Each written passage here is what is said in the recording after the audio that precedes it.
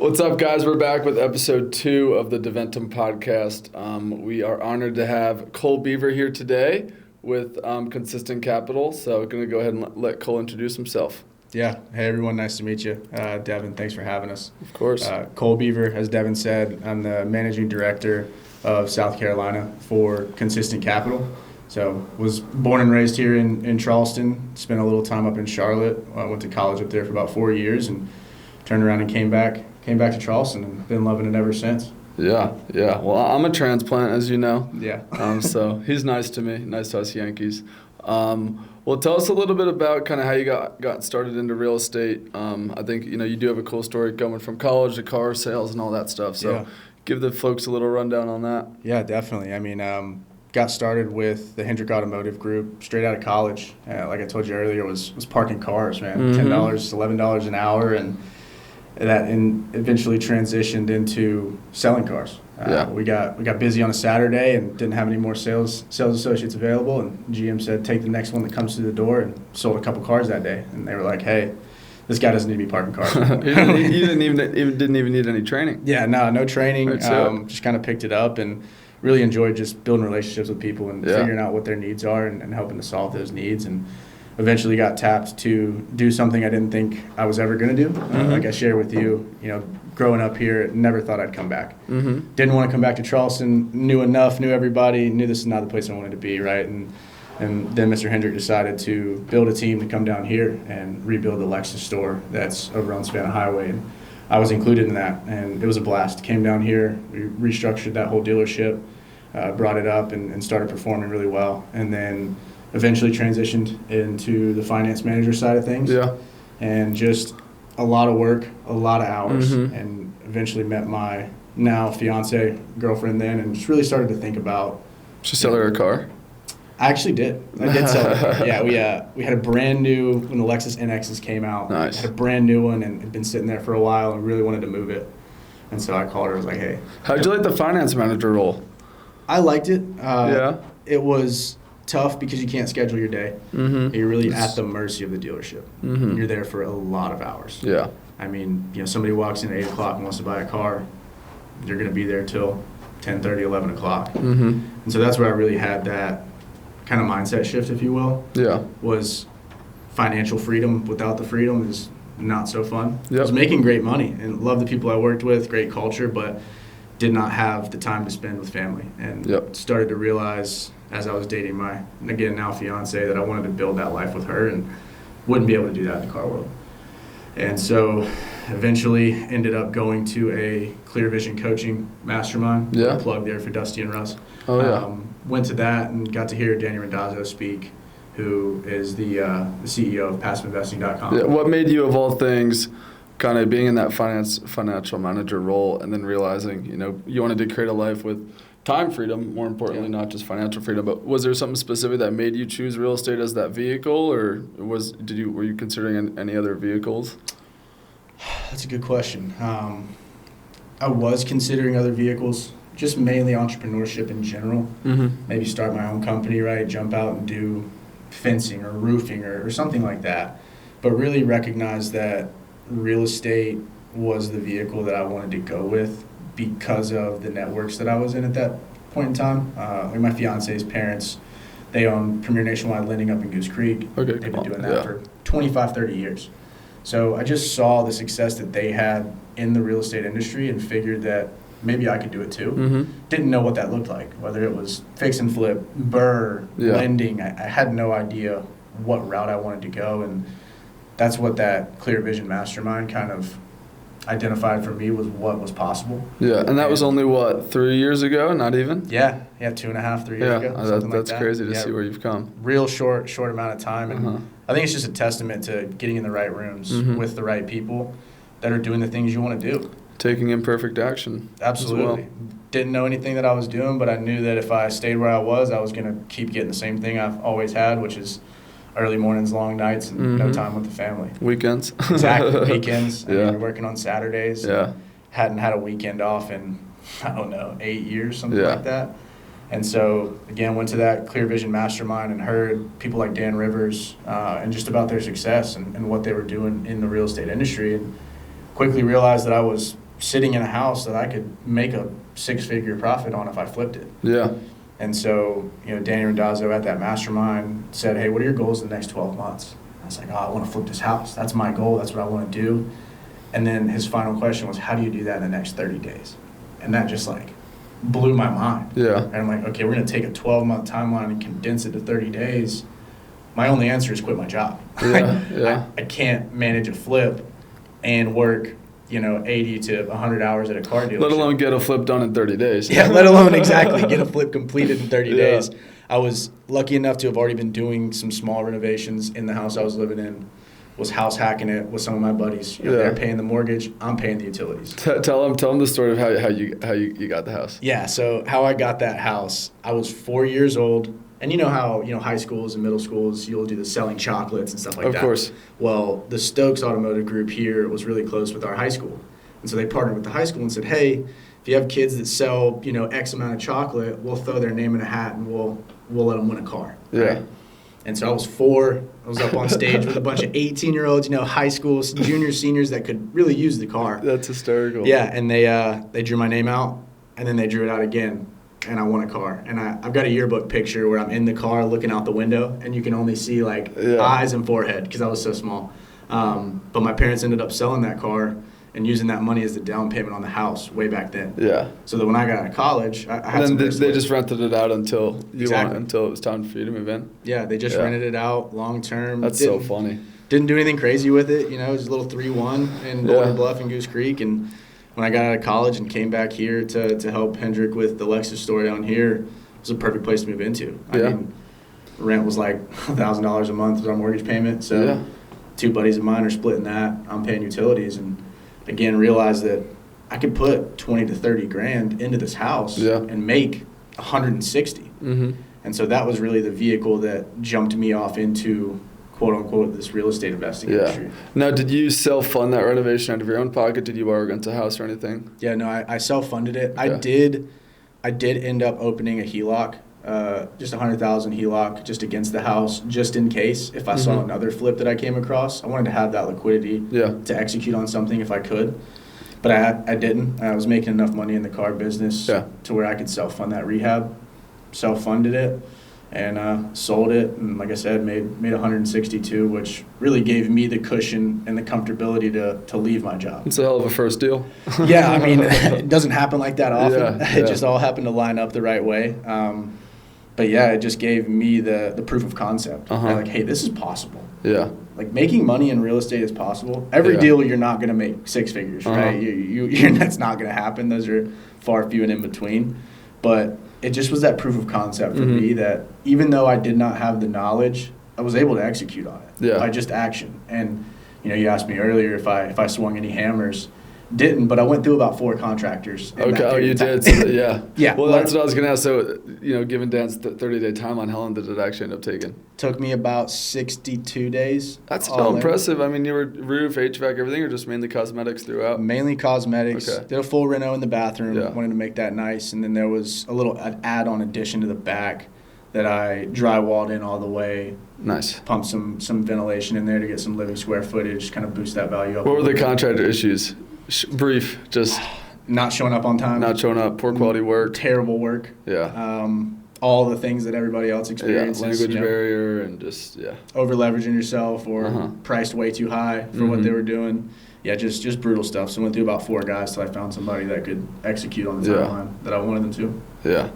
That's awesome. Yeah, I mean, not everybody's first deal's like that. Mine definitely was. But, all right, so obviously that gives you proof of concept. That's like, holy shit, this stuff is life-changing. And, given, your previous 3 roles, how long would it have taken you to make 162, let alone, 60 to 70 days, in your pocket. Exactly. So that's awesome. And then did you end up ever leveraging that HELOC, the $100K that you took out, and take on another deal or no? No, I never ended up leveraging it. Actually, something funny. I hope First Citizens is not watching this podcast because I still have access to that HELOC. I don't think they are. But in my application, my banking app, I can still see the HELOC in That's there. so funny. Still have the equity line. Yeah. So Don't know if I can. You paid annually, or you just had the line? Yeah, it just still shows up. I mean, obviously, I've sold the house and don't own the asset anymore. Be interested to see if I can pull some money out of that. But yeah, very interesting. Yeah. So, all right, that flip wraps up. You got proof of concept. You had obviously quit your job at this point. Mm-hmm. What was next step? Next step for me was really education. Mm-hmm. Like, okay, I did this. It's not going to work out. You're still kind of confused, like, wait, did I actually do that? Like how did I do this? Yeah, I'm looking at my bank account. I'm like, why does this say this number? I don't have the knowledge to be able to justify this, right? Yeah. And so for me, it was all education. I just went all in on books as much as I could read, as many people as I could talk to. Any one book in specific that you'd recommend? Oh, my gosh. They were probably more specific, real estate investing specific, right? They were very real estate investing specific. Mainly, I was doing the normal cycle that everybody, I think, does, and I was targeting going after foreclosures. Okay. Right, pre-foreclosure, what's showing up at the auction, going to the auctions, bidding on things. So I really dove deep into how to attack that foreclosure and pre-foreclosure list. Yeah. Was kind of the lowest hanging fruit that I saw. Yep. Right, because I didn't have an understanding like you do with virtual marketing and being able to go out to a lot of people and get those inbound leads. So I just really educated myself on foreclosure. Okay. How to target those, what's possible, and then that led to my second deal, which wasn't a flip. It was a wholesale to Dan Rivers. Awesome. Yeah, found a lake house. And where did you find the deal? I found it on the foreclosure list. You did? Awesome. And I actually went to the auction and got it. Everything. Like, did the whole 9 yards, did the bidding. And what'd you get that at? How was that process? Because I've heard it's pretty, what county? You said that's Berkeley County? It was Berkeley. Okay. Yeah, it was pretty easy. Yeah. I mean, showed up, there's you and 30 of your best friends in a room, and they're going through the list, and highest bidder wins, right? Yeah. So it's relatively simple. Yeah, and now you're given the list ahead of time, right? So you can run your numbers on all the properties, and you can determine where you want to be, right? What your Mayo is on each property. You're running ARVs. Yeah. You're going by these properties, looking at from the outside what you can kind of put together rehab-wise with some contingencies. But you can't get in the house until you buy it, correct? Not necessarily. Okay. Yeah, you definitely are not supposed to go into the house until you buy it. Can you go up there? I get lost all the time. So. Yeah, I get lost all the time too. I mean, the door was open. I don't know. I just kind of ended up here, officer. Yeah. But yeah, so running numbers, looking at the list, and the thing with the foreclosure list is the ones that are on there are not technically going to always be for sale at the auction. There might be something that gets settled before. Could be a squatter. You can inherit a squatter. Exactly. You never really know what you're going to get. So found this lake house up in Bono, was running the numbers, and at the time, it's funny, I didn't even have Dan's phone number. I had just met him at this mastermind, and that was all I knew was that he's a subject matter expert. Yeah. So I actually went on Google and searched Dan and tried to find him. And I found his number, called and was like, hey, I know you barely know me, but this is a deal. I don't know what I'm doing. I can't take it down myself. I would love to wholesale this to you and just watch kind of how you manage your contractors, right? And learn and glean and be a sponge. And so it was a great deal for him. I got it well under what Did he provide the assignment of contract? No. Okay. No. You're resourceful enough to get that. Yeah. That was simple. That was easy. But yeah, we ran the numbers and was able to get it for well under what the target purchase price was, about $15,000 under, which helped because the reno was a little bit more than we had anticipated. Because again, can't get in the house. There was some termite damage, some typical stuff you see in a flip. And now he's got a fantastic performing Airbnb up in Bono on the lake, and him and Jake crush it month in and month out. And I got to learn. Yeah. I got to see a subject matter expert manage a large renovation, see how it's supposed to be done. Yeah, from what he probably lived an hour away from there. Yeah, exactly. And he wasn't going and checking on it every day, right? Like he had his team in place, and that's something that I gleaned from Dan is the importance of a team. Yeah. Like, very important to have people in your corner who you can trust that are going to go out and execute day in and day out. Yeah, that's awesome. All right, so what I'm trying to get to is leading to your current day, right? What you're doing now, where you're killing it now. So, just take us there. So that went. How long was that after the flip? Like a few months, 3 months, 6 months? Probably 2 months after the flip. Okay, so pretty quick. I mean, pretty quickly. Yeah, pretty quick ramp up.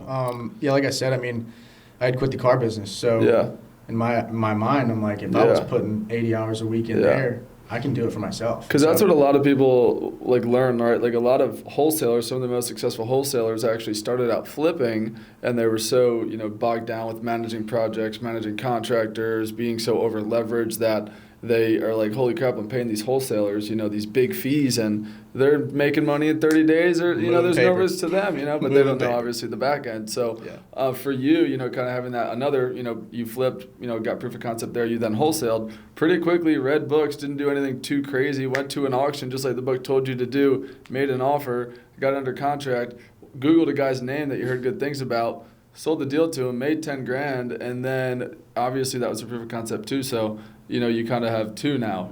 Most people would go all in on wholesaling, or most would just continue to flip or do both. So kind of like at that point, once you had that proof of concept with the wholesale, where were you at, and where did that lead you next? Yeah, I just kept grinding away, trying to find the next deal. Yeah. It's like, okay, I've banked that flip, I've banked a wholesale. What do I really want to do? And again, was still attending, REI Central meetups and just all these investing meetups where I was gleaning different lenses to look at the real estate world through, right? Yeah. Whether that's flipping, new construction, wholesaling, and lending. The lending side, as you can tell, piqued my interest. Yep. Because very similar to the car business and the finance world, I really like numbers. Like that's kind of what excites me, is looking at leverages and how you can maximize deals. And so fast forward after the wholesale, again, was still hanging out with Dan and Kelly and their whole group, and got connected with Whit. And I was meeting with Dan one day, and we were talking about what I wanted to do, right? Where I wanted to go, who I wanted to be, how I wanted to get there. And I looked Dan dead in the face, and I told him, I was like, I'm never going to work for anybody else a day in my life. I'm going all in on me, and that's it. Yep. And then I met Whit McCarthy, and obviously decided to partner up with him and work with him, because I loved the vision and the mission. And I knew that based on my in-laws and their experience in the real estate world, along with Kelly, who's played an influential role in me getting to where I am right now, was I wanted to understand the lending. Like, if you can understand the lending, that's how you get other people's money involved in these deals, and you don't have to use your capital. Whether that's private lenders, hard money lenders, institutional capital. And so that's when I decided to go all in with Consistent Capital and learn as much as I possibly could from Whit. And he's been a fantastic teacher. But it wasn't as simple as we had a meeting and he hired me. Right? They were building out the helm back here. This beautiful podcast studio that we're sitting in was all being built. And so Whit kind of threw me a bone. More of a test to see what kind of work ethic I had. Yeah, just see, you didn't sign up for this. I guess you're probably going to say that he had you manage some stuff here. Yeah, he had me build out all the software stuff. Like the Office R&D, the membership portals, the membership applications, and didn't pay me anything, right? My payment was that I would be able to utilize the helm, and I wouldn't have to pay the membership fee because I built it out, right? And so that was kind of our give and take there. And maybe 2 or 3 weeks into that, he was like, hey, you want to join this company and help me really build this thing out and scale it? And I was like, absolutely, love it. I mean, love everything he stands for, love our core values, love our mission, our vision, and knew that I wanted to understand the lending side, and knew that was vital, and that was going to play a vital role in my progression in this industry. 100%, yeah. I think I always go back to the analogy where wholesale is viewed as middle school, flipping is viewed as high school, development is college, and then graduate school or your doctorate, medical school, whatever it be, would be lending. Right. Most of the time they say private money lending, but just lending in regards. And the way that I look at it, right, for me, the biggest, just the least fun part of my business is dealing with sellers. Dealing with sellers, right? Because their problems become your problems. And absolutely. I mean, I just had a realization where, for you guys don't have to deal with sellers. You're dealing with buyers who are clearly sophisticated individuals, and there's no emotion, right? Because it's all about the numbers. If the math is math, then you're going to make money. If the math's not math, then it's a no. Yeah, exactly. And it's understanding that math, right? What is the formula? Because if you haven't been around it and you don't know, I'm sure you have your own formula that you run. Everybody talks about, 70% ARV minus rehab. There's your purchase price, right? Exactly. What does that look like on the rental side of things? Right? If I want to grow a rental portfolio, what is DSCR? What is a good DSCR? What's a bad one, right? And how do you view that? How do you get funding for your rental properties? And ground up construction the same way. It's looked at completely different, right? You hear terms like LTC instead of LTV, right? So there's just so many nuances to this business and how you can structure deals that I really wanted to just be a sponge and learn as much as I could. I don't understand all of it. I mean, Cole we just did a close to a $3 million loan on a project in the Old Village together, and he had to explain all of it to me. He did explain it all to me too, and it still didn't make the most sense. Because that stuff, I just, it's hard for me to visualize it. Like it is. LTC percentage, so many percentages, so many numbers, so many abbreviations. Like, what the hell is this? But all right, so it's good. Like, we could do it. All right, awesome. These numbers work. They do. That's awesome. I mean, to your point, there's so many acronyms in this world, right? And you're used to the flip side of things and the wholesale side of things, where you're looking at value. And you're looking at repair costs and loan to value and ARV, and we hear those commonplace. But if you're not familiar with ground up construction, you're not going to know what LTC is. You're not going to know what LTARV is, or Dutch interest versus non-Dutch. There's just, the nomenclature changes depending on what strategy you're executing. And so that's why I think it was important for me to really, like I said, dive in, be a sponge on the lender side of things, and understand how lenders look at this world depending on the investment strategy and the vehicle you want to go with. Because that's a really big learning curve, obviously, just from what you were doing to fully hopping into underwriting. Now, when you started, were you more business development? You weren't originating right up front, right? No, definitely not, and I'm glad I wasn't, because that would have been horrendous and a very, very difficult learning curve. So when I started, there was 4 of us. It was me, it was Whit, our CEO, Jack Lupo, our Chief Revenue Officer, and John Waters, who at the time was a process manager and is now a project manager that works on just developing things for our business that streamline operations. But when I got started, I was loan support specialist. So any of the deals that Jack or Whit would bring in, I would do a due diligence on the front end and say, thumbs up, thumbs down, this is why this deal works, this is why this deal might not work. Maybe you need some more clarity here on some numbers. So it was almost like I got thrown into a quote-unquote underwriter role, but I didn't have a lot of say-so, right? I wasn't looking at docs. I wasn't giving people conditions. I was just looking at, to your point earlier, the numbers. No emotion. This DSCR is either making money at 1.0 or higher, or it's not. And these aren't numbers that you're never determining. Like, will you run your own numbers to check someone's ARV? Or things along those lines, or you're going to relay that to the appraiser? Or just in your beginning underwriting, you're going to look at it? Even in the beginning, so we have a due diligence document, and it lays all that out. And it lays out sold comps, active comps, rental comps within the area. And I already knew how to comp because of, again, really Dan and Russ and the Clear Vision guys. Like, I'd already understood how to comp properties, right? Don't go across major roads. Don't go across different neighborhoods. Like, really niche down on 3-bed, 2-bath, 1,100 square feet. What does that look like in the area? So that helped me kind of sharpen my pencil on the deals that I do now, right? I can have that active conversation with my borrowers, and I'm very transparent. If I'm seeing something in the market that's different than what they're seeing, we're going to discuss that, right? Because I don't want them to get into a deal that doesn't make sense. Right? And we want to protect our borrowers because we have that responsibility to them. Exactly. So starting in that loan support specialist role allowed me to really round out my knowledge.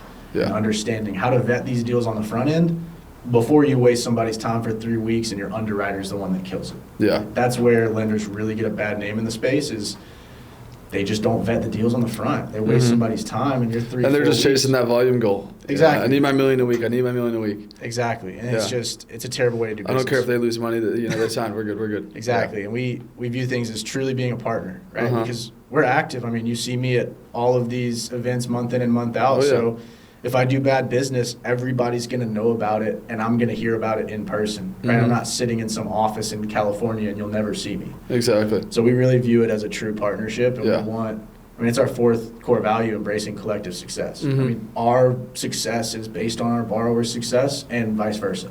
So because if they're losing money, they're not coming back, and they're not flipping or doing any more loans with y'all. So just obviously we kind of just went on a big tangent there just about the whole lending stuff, and for the people that I want this podcast is for those who are trying to get in, and obviously high level people like us, but just briefly, can you kind of explain what Consistent Capital does, the loan products you guys offer, and the value you add to investors, and kindergarten, we'll go 5th grade terms. Okay, 5th grade terms, nice and easy. So we do what are called business purpose loans. That means we are going to close in some sort of entity, right? Not going to close in your personal name, we're going to close in Devan LLC. So it has to be an investment property, not secondary residence, vacation homes. we offer a couple of different products. We offer what's called a DSCR loan. That stands for Debt Service Coverage Ratio. Nobody has to remember that. Just know that it is essentially a bulletproof loan. Yep. If it works, then that means you're making money and we're going to lend on it. If it doesn't work, then that means you're losing money and it's not going to cash flow and we're not going to lend on it. So it's kind of like a built-in protection, especially for newer borrowers that don't know how to run those numbers. We'll do that for you. We're going to run a due diligence on every deal we get.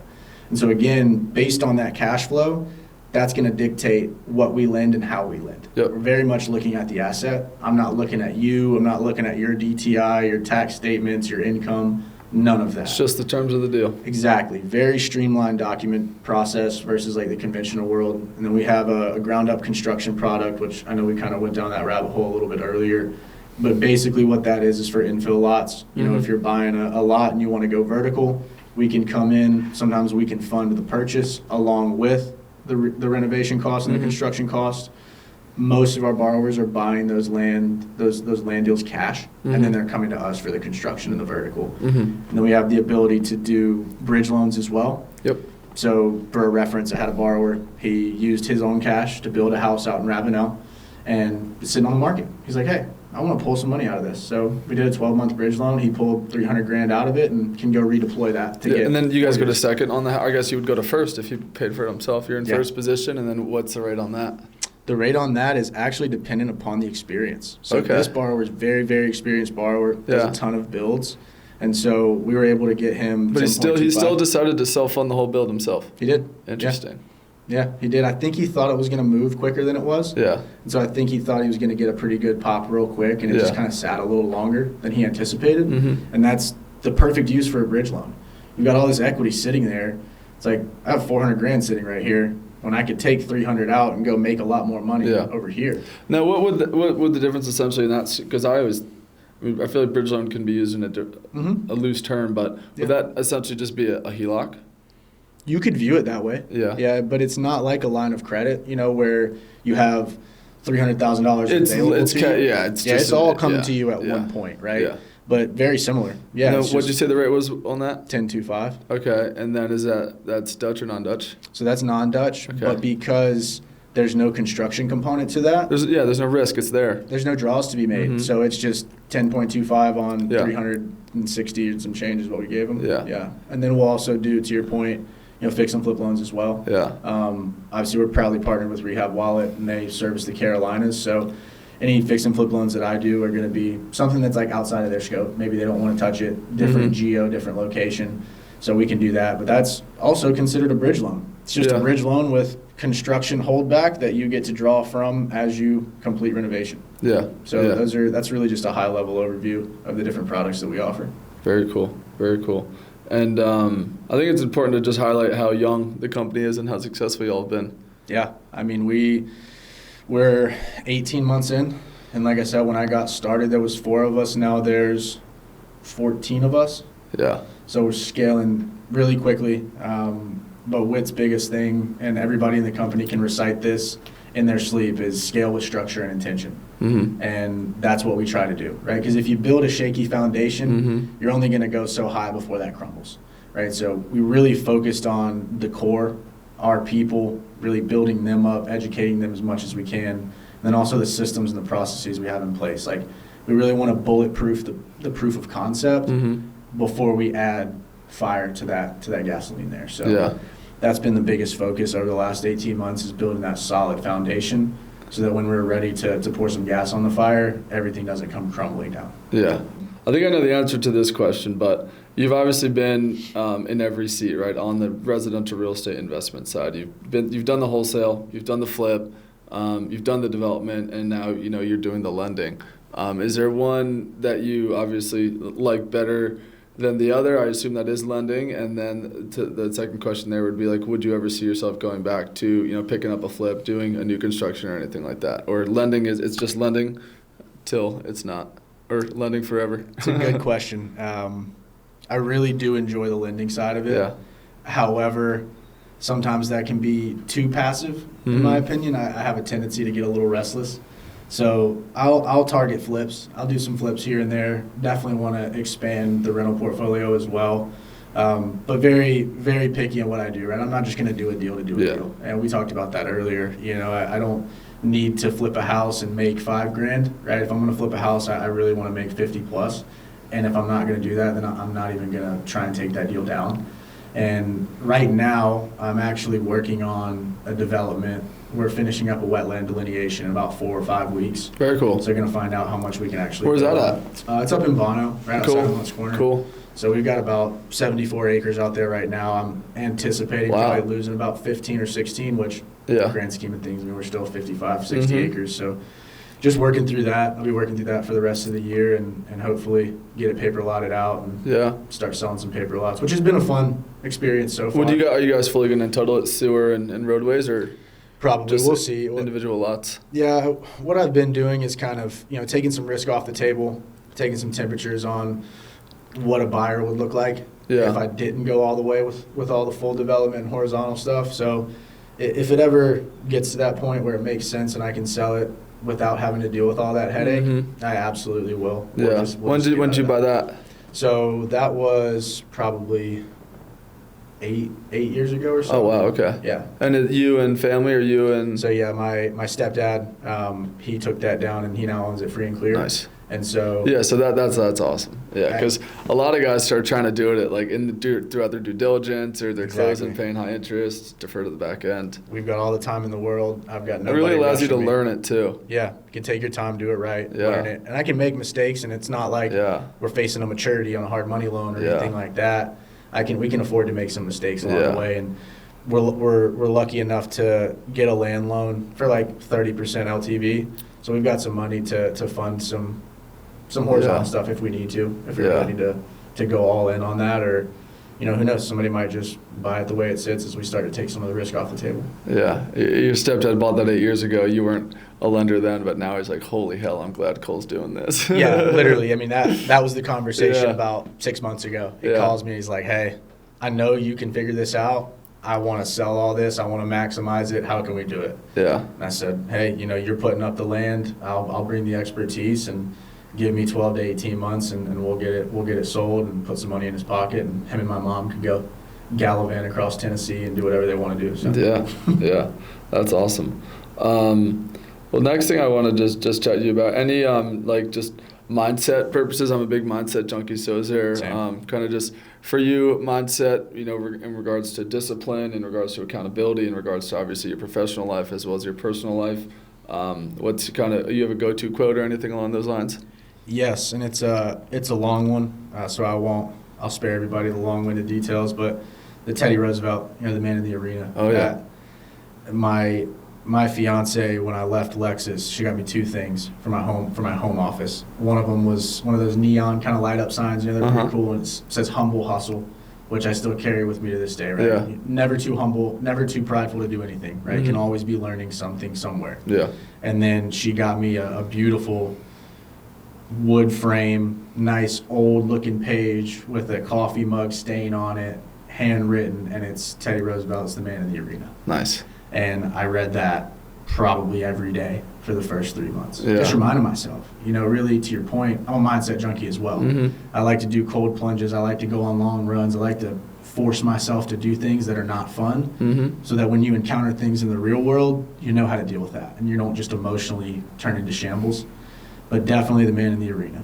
You know, the one that's marred by sweat, dust, and blood, right? Like, how am I going to point out how somebody's doing something wrong if I'm not in the arena? Exactly. I'm in the stands, and that, I think you see it too on social media. Everybody's got an opinion, and usually the people with the opinion are the ones that have never done what you're doing. Exactly.